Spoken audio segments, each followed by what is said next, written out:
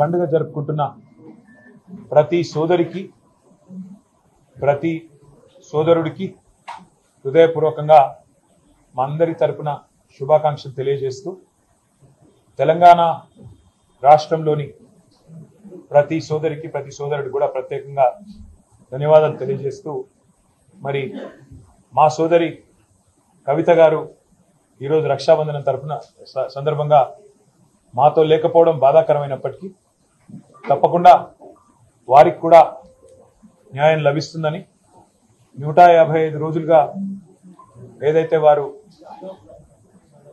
వేదన అనుభవిస్తూ ఉన్నారో తప్పకుండా అత్యున్నత న్యాయస్థానంలో న్యాయం లభిస్తుందని చెప్పి కూడా మనస్ఫూర్తిగా ఆశిస్తూ